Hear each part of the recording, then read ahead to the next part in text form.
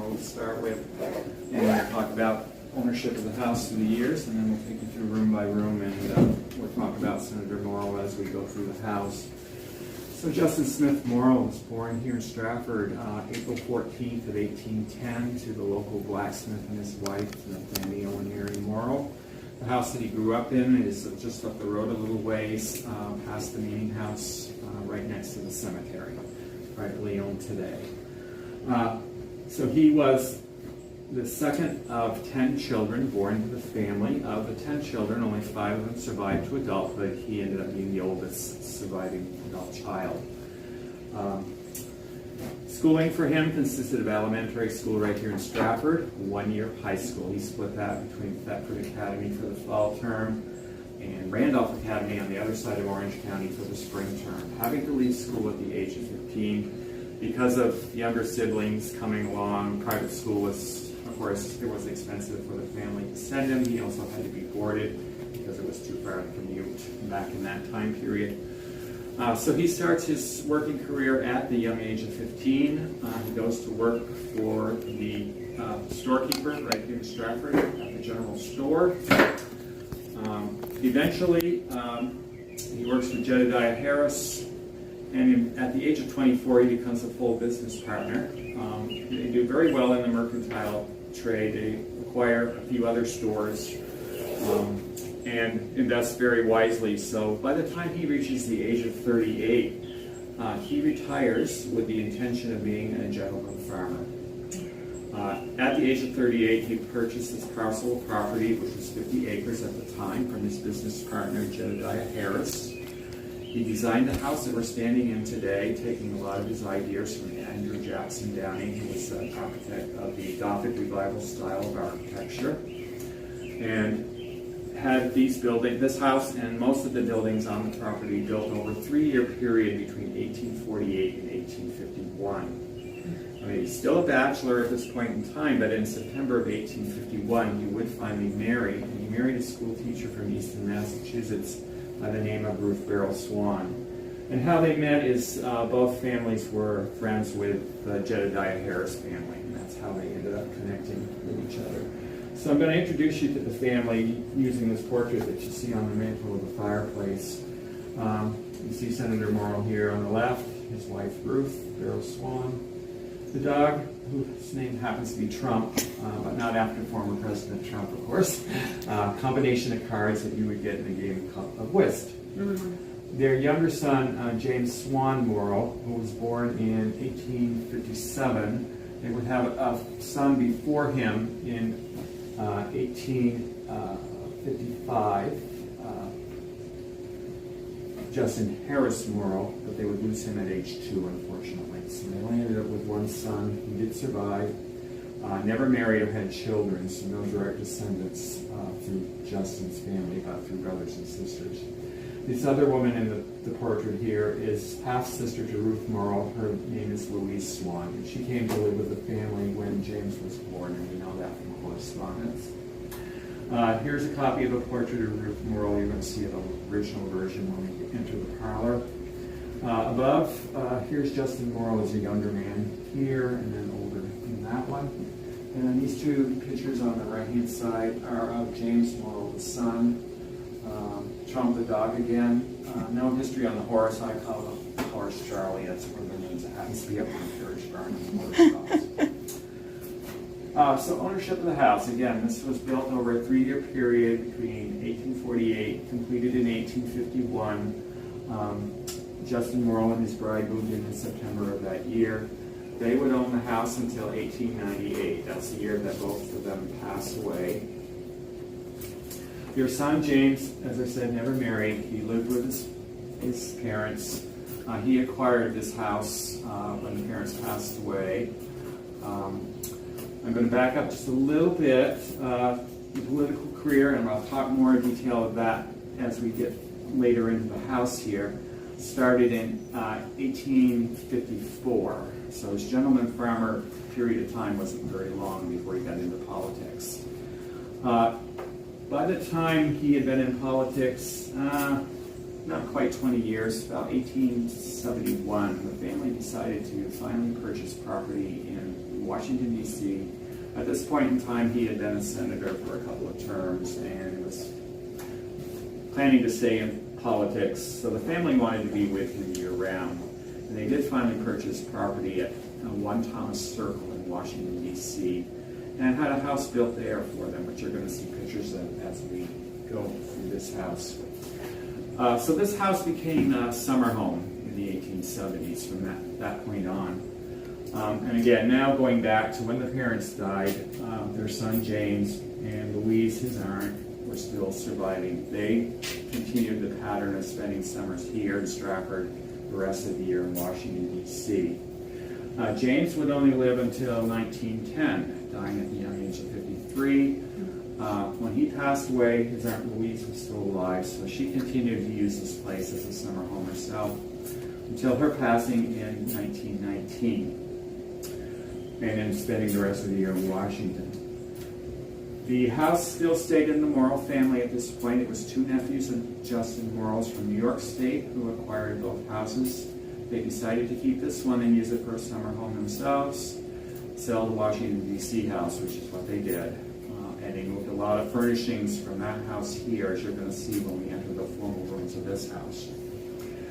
So the nephews kept the house until 1938, when they finally decided to sell it. And this is when it went out of Morrill family ownership. First to a Catholic priest who purchased it with the intent of turning the property into a boys' camp, boys' retreat. He ran into some financial difficulties and problems with higher up, etc. Ended up turning around and subdividing the property and selling the place pretty quickly, less than a year. In 1939, 2 women entered the picture, and I'm probably going to blank on the names, Elizabeth Sullivan and Margaret Colby. They were sisters. They lived in Hanover, New Hampshire. They purchased the property furnished, pretty much as you're going to see it today, for the sum of $3,000 in 1939. They would use it as a summer home themselves until 1961, when a group had formed the Morrill Foundation. They were local residents. And with the help of 19 land-grant colleges that are listed on a plaque on the wall over here to the left that provided funding, they purchased the property for historic preservation. The Morrill Foundation would hold on to it till 1969, when it was then donated to the state of Vermont Division for Historic Preservation, that owns and maintains it to today.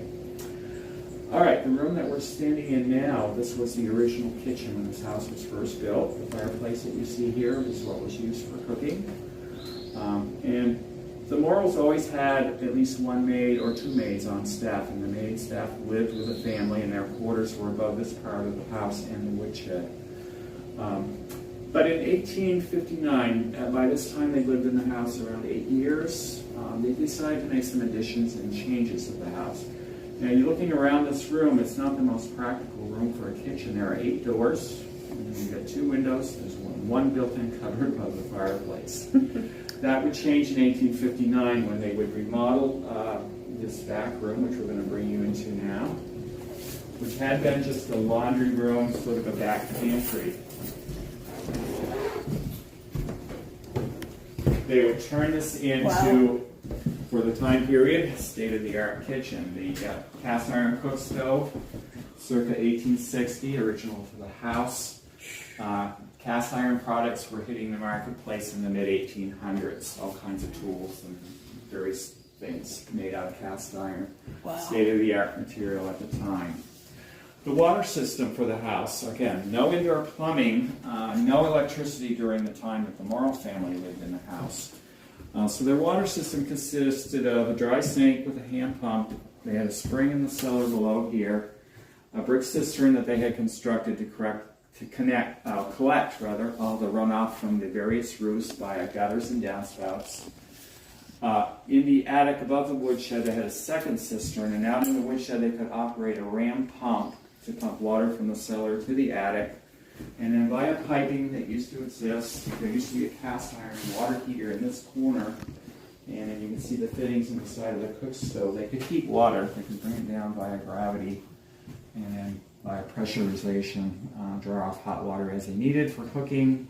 Of course, laundry on the day that laundry would be done. On Saturday evenings, of course, a draw of water for everybody to take their bath. And they would take their bath in this little room off the kitchen. Wow. And they heated the water how? I missed what you said. There was a hot water heater they could heat from the cook stove. So they heated it with wood heat. So they had pipes all through the They house. had pipes, How yes. cool You can is see that? the fittings coming out of the stove. Yeah. Oh, that's cool.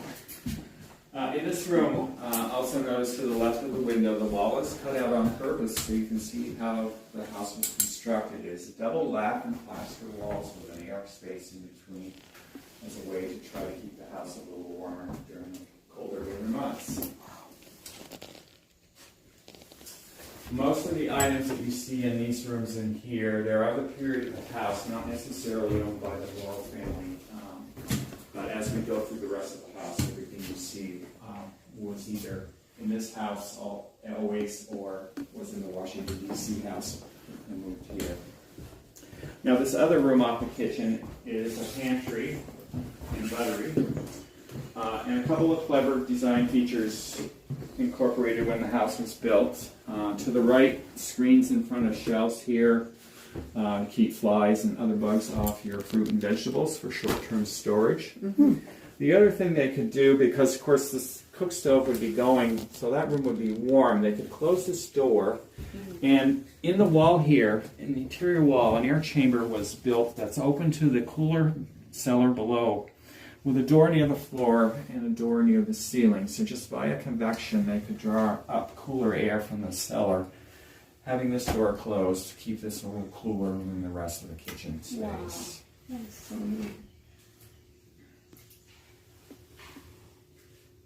Another sink. That's a dry sink. That's a dry sink as well. Doesn't have a hand pump, but they were able to. They could. Or there was a drain.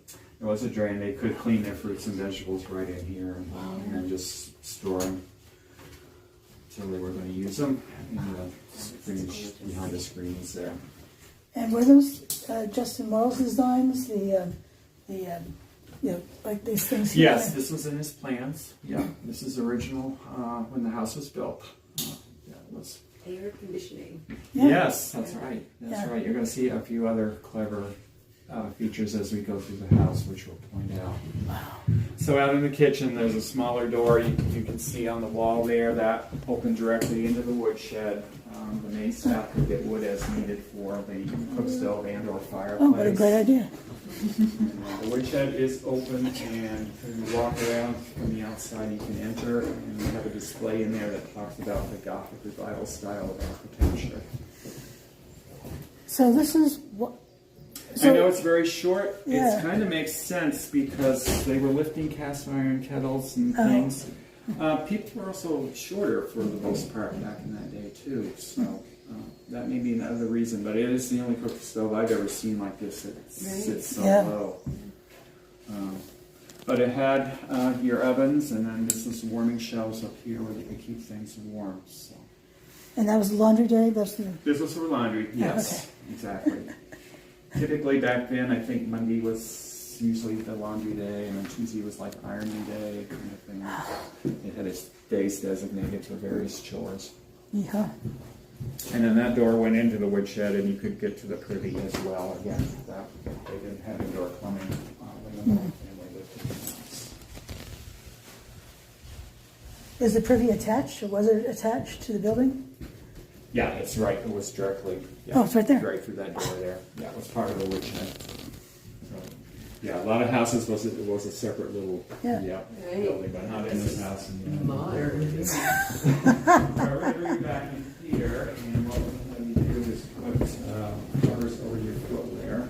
The carpets we're walking on are all original to the when the Morrills lived in this house. They do events and things here. Great. The gardens are taken care of by volunteers, the extension master gardeners. Did you have paid staff? Yes, there is a paid director. Paid director. Nice. Nice. All right, we're going to bring you now into the formal part of the house, and we're going to start with the dining room. Oh, God. Now, we don't know exactly what the walls look like in the house. Probably mostly wallpapered, which was popular during the 1800s.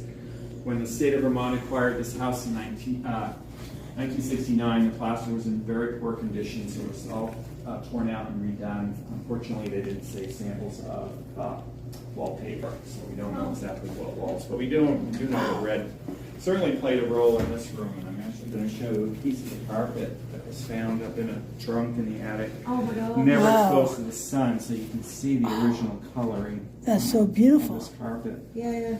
Wow. Amazing. Most of the carpets in the house date from the early 1870s, with the exception of the parlor, which is older.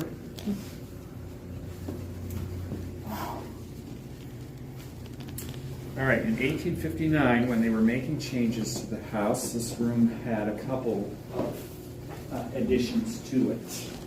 One of those was this alcove to accommodate the walnut sideboard that you see here, which is the original to the house. Gorgeous. The dishware that you see on the table has been passed down several generations of the Morrill family. It was purchased by Senator Morrill in 1867 when he took his one trip out of the country during his life. He went to an exposition in Paris, France, which is where he purchased these dishes that you see. What I'm going to show you now is the Washington, D.C. home that I mentioned a little bit ago. So the top one that I'm showing you is the exterior view of that house. Unfortunately, it doesn't exist any longer. It was raised in the 1970s to build a hotel. The whole building, or just a portion of that? There's other buildings because it's in an urban location. So this is a neighboring building. Oh, here. okay. So it's a little hard to see it. Oh, I can make it out now. House. That's, And then the lower one, this other one, is the dining room in that house. And if you notice the furniture in there, the table and chairs are the same as in this room here. So, again, Justin Morrill's nephews, when they acquired the two houses and decided to sell the Washington house, they moved a lot of furnishings from that house here, getting rid of simpler ones. wow. Wow.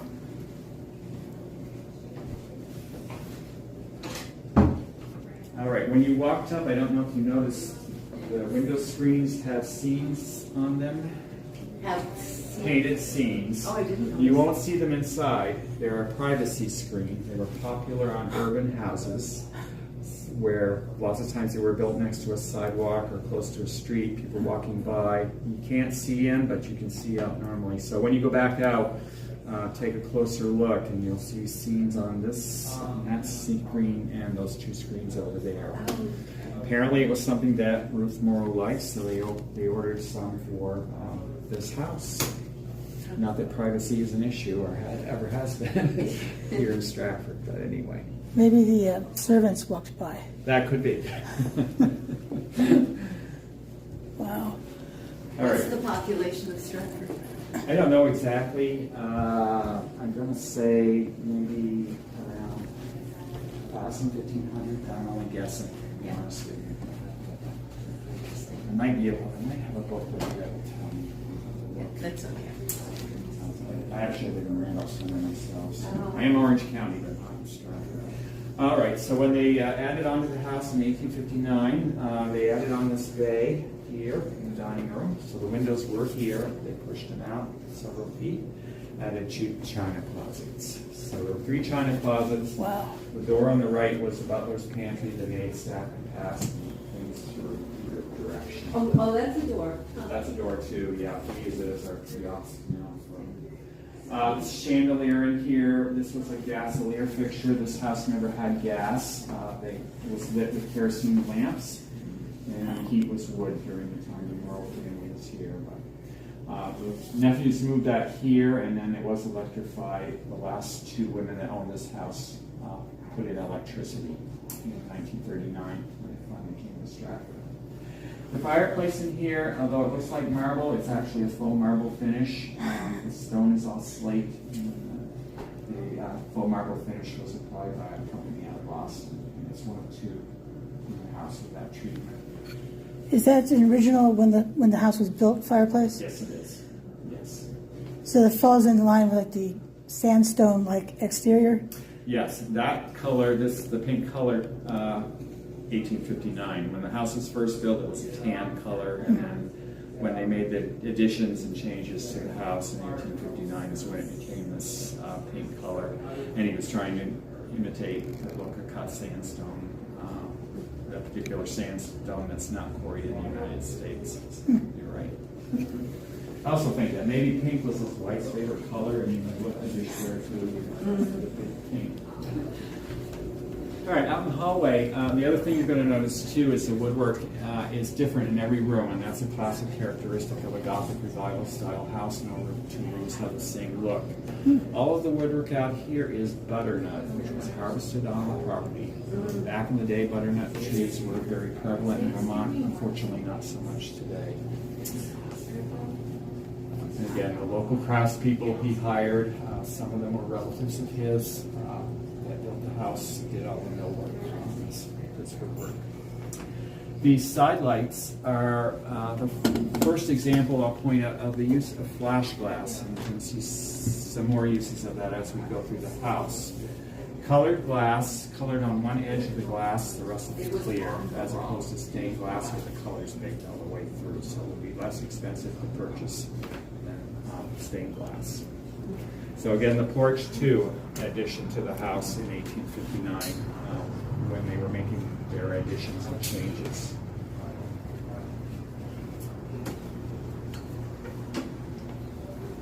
The next room that we're bringing you to is the parlor in the house. Carpeting in here is the oldest carpet in the house, dating from 1853.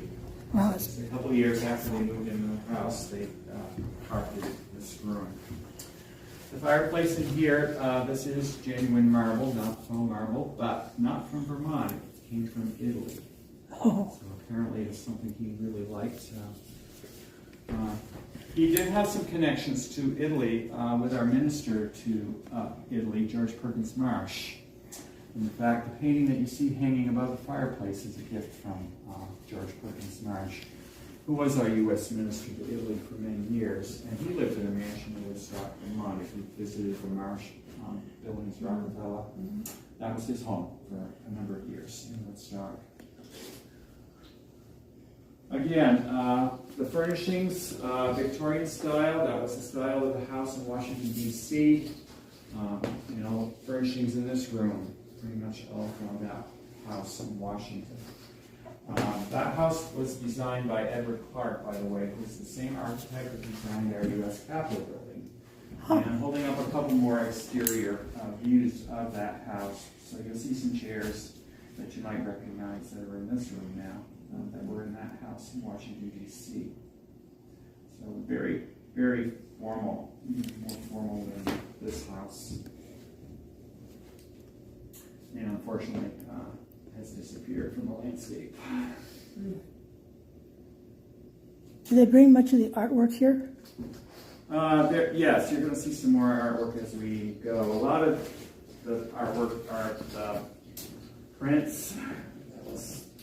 I think they weren't as expensive to purchase, but he does have some paintings from Costantino Brumidi, an Italian artist who we actually hired to paint the frescoes on the ceiling of the Capitol building and the Library of Congress building. And we became very good friends with that artist because it took so many years to do all that work. So the other piece of artwork I want to point out is this portrait of, actually it's of Ruth Morrill. It's a charcoal portrait that was done when she was in her early 60s.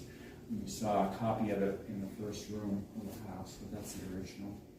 How old was she when she died? And she seemed to outlive. She was in her 70s. He was 88, and she was 77. She was 11 years younger than her husband. Well,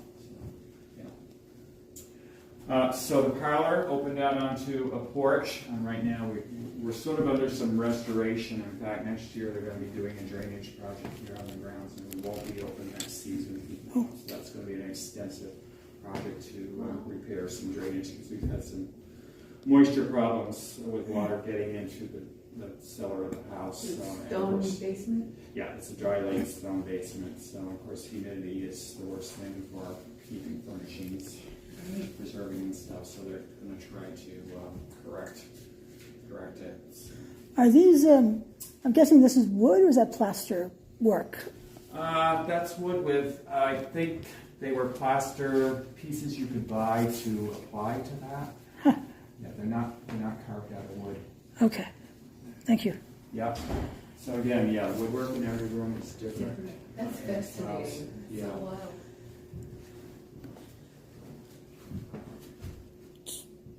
So the hardware here, at the top of the window, they opened the window They in? could open these, and then you could see the screens, and they were doors. They could actually get out onto the porch from the parlor. Okay. And then they had tie back curtains at one time. That's why those brackets on the side of the trim are there. Thank you. So interesting. Yeah, no. I'm happy to answer questions if I can. In the dining room, above the doors, there were rooks, the castle. Yes, Yeah. and Senator Morrill designed that. I've seen copies of his plans, and he actually designed the trim for the dining room that Wow. you see in there. The color in there is kind of a taupe color, and we know that's original because the backs of the closet doors still had that color.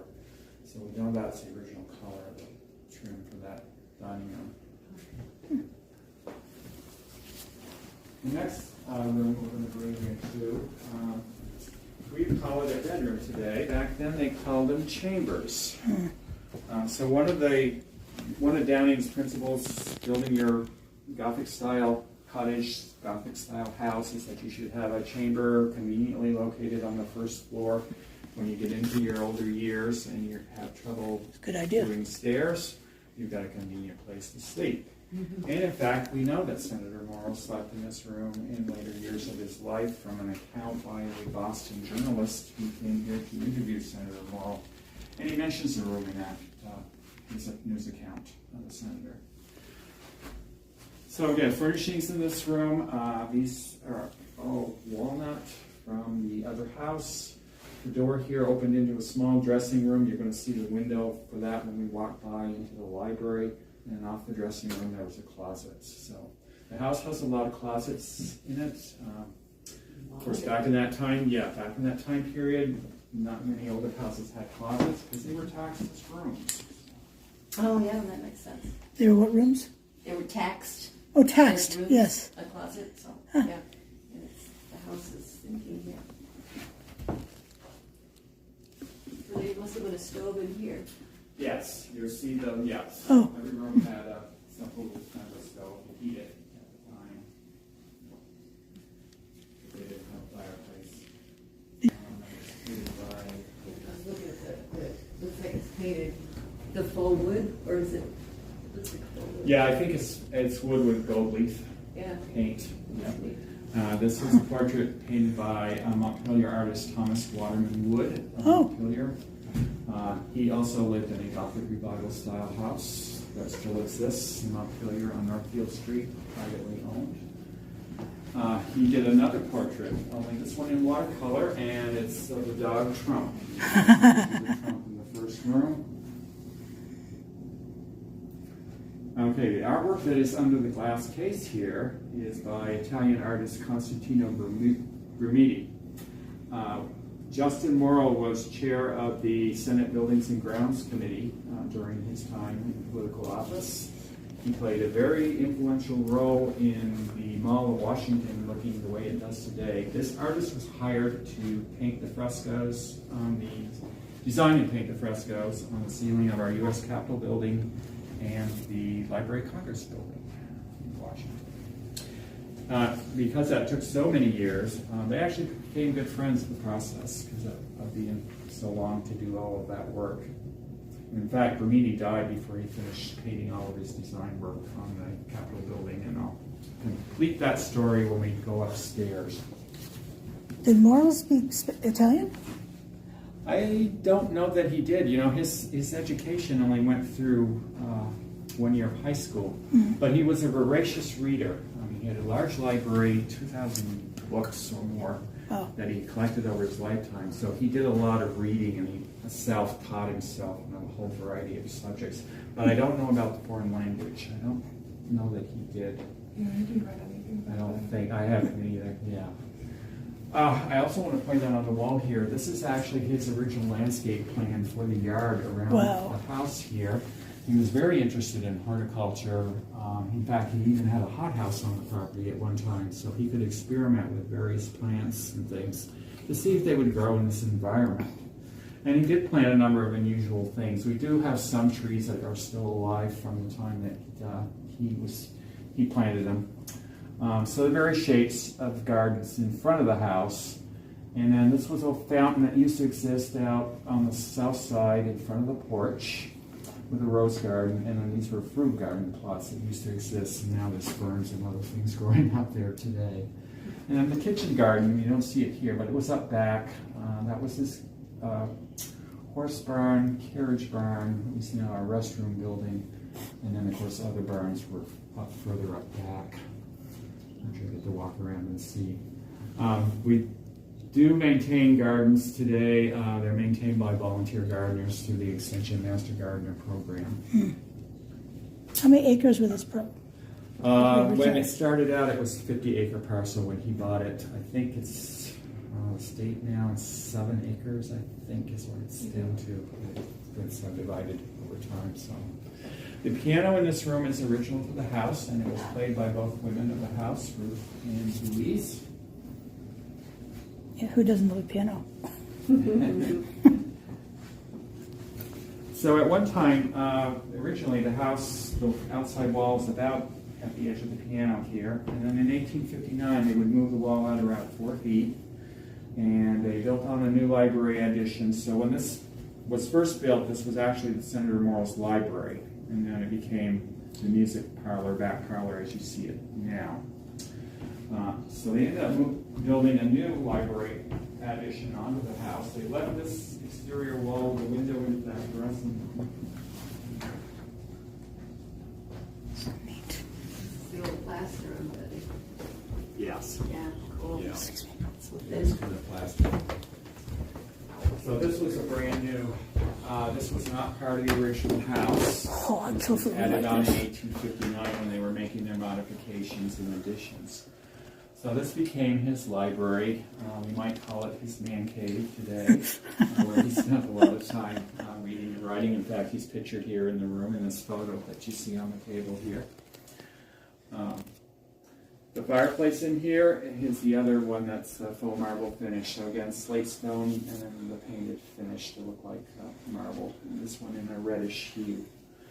One of the clever features that he incorporated when he had the fireplace built was apportioning part of it for a place for fireproof storage. So this is all cast iron with a faux wood finish, and then it's bricked on 3 sides. So from outside it just looks like it's a big fireplace. You have no idea that there's a safe in part of it. Yeah. So they had a place where they could store their valuables safely. Wow, yeah, it's amazing, that's so cool. what a great idea. So he has an impressive political career that spanned 43 years under 11 different U.S. presidents. Some of his political accomplishments early on, the Morrill Tariff Act, when he was a representative. He was chair of Ways and Means Committee when he was a representative. The Morrill Tariff Act helped the Union Army Fund finance their side of the Civil War. And of course, the ultimate goal was to abolish slavery, and that did happen, of course. Politically, what he's most remembered for are the Land Grant College Acts of 1862 and 1890. The 1862 Act opened up higher education for many Americans to be able to study the trades, be it engineering, agriculture, etc. The later act in 1890 opened up higher education to black Americans to attend college. So a lot of our black universities and colleges were established during the 1890s as a result of the second Land Grant College Act.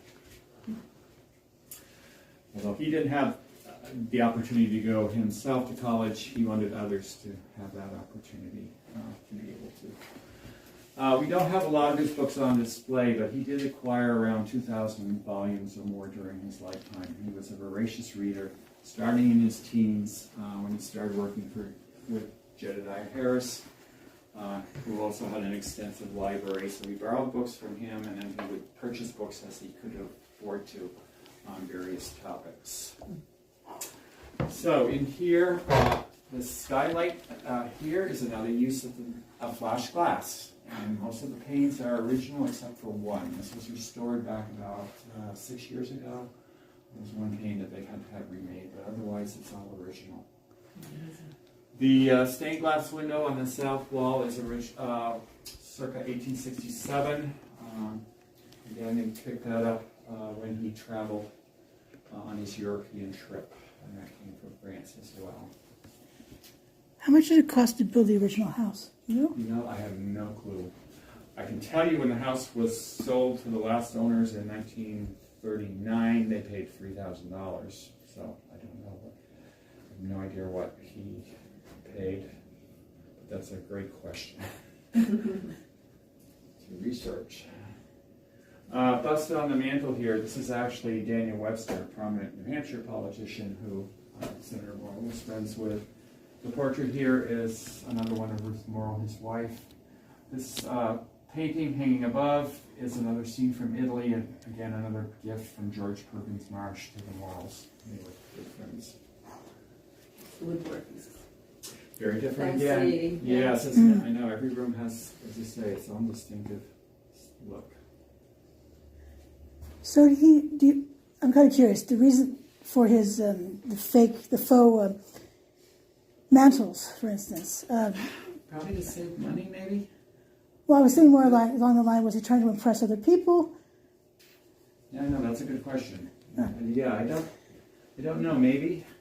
Certainly marble was quarried in Vermont, although I don't know, maybe not quite the shade, but certainly where there were various shades of marble that were quarried in Vermont. I know at our State House we have a fireplace that has all the various types of stones that were quarried in Vermont one time or another. So There was also a whole artwork, was a lot of woodwork is faux painted. Perfectly beautiful wooden doors are painted over to look like a different kind of wood or a different kind of marble, which is really fascinating. It is, and even at our State House, the doors are faux painted to look like mahogany, but they're actually pine. Yeah, Wow. Yeah, perfectly beautiful doors, Yeah. and they're painted a different kind of wood. Vermonters were pretty much frugal people. Yeah. They were very frugal, and Yeah, make do. they make do, and they use local stuff, and so. All right, we still have upstairs, and then of course, I mentioned it briefly, but the mall in Washington D.C. He was influential in hiring Frederick Law Olmsted, a prominent landscape architect who designed the mall in Washington D.C. He was influential in getting the Washington Monument built, designing that. So Justin Morrill played a lot of important roles. Well connected. Indeed. So he was a state representative Started and then out a state as, senator? yes, he served 6 two-year terms as one of our 2 representatives from Vermont. He started in 1854 when he was first elected, and then he was first elected as one of our 2 senators from Vermont in 1866. And he served until the age of 88 when he passed away, and he was still serving as a senator from Vermont when he passed away. Wow. Term limits. And Patrick Leahy finally actually served longer than Senator Morrill. He had held the distinction of being the longest serving politician in Washington. Which was the longest? Well, now it's Senator Patrick Leahy served longer than Senator Morrill by about 45 years, 46 years. Yeah. Well, he can. We like him. Yeah, we've had good. We like him. All right, let's go upstairs. And then more to see.